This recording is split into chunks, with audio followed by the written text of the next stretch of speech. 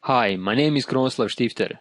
I want to welcome you to the Art of Dodge and Burn, high-end industry retouching techniques, hosted by yours truly.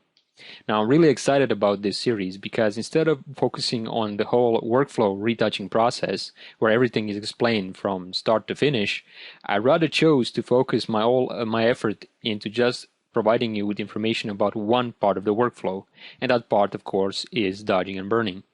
But before we embark on this journey, you should also know that this title is designed with intermediate and to advanced users in mind. In other words, people who already know how to use Photoshop. But if you're new to Photoshop and you still want to learn how to dodge and burn, you should not worry because I will provide you with all the relevant information from start to finish regarding dodging and burning.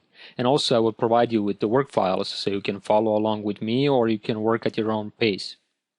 And as you have probably noticed, the title says high-end industry retouching techniques. Now, this doesn't mean that the underlying principles are not equally applicable in wedding, landscape, or even wildlife photography, just as much as they are in high-end fashion magazines. And I think that's the beauty of this fundamentally simple but very powerful approach of manipulating shadows and highlights within an image. Now, there's a great quote from an ancient Chinese philosopher that I really like. It says, if you give a man a fish, you feed him for a day, but if you teach a man how to fish, you feed him for a lifetime.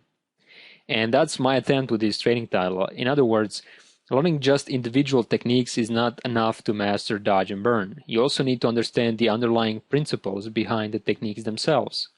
Understanding both principles and the techniques will allow you to deal with any situation in any genre of photography.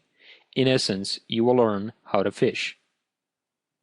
I would also like to point out that English is not my native language, so for any potential mistakes along the way, I do apologize. And also I would like to use this opportunity to say hello to my Croatian friends. Pozdrav svima slušateljima i slušateljicama iz Hrvatske i nadam se da činjenica da je ovaj naslov na engleskom jeziku i da ga nemamo u hrvatskoj izvedbi neće vam zasmetati da iz njega naučite ponešto novo i da možda proširite riječ na našim područjima. Zahvaljujem i do slušanja.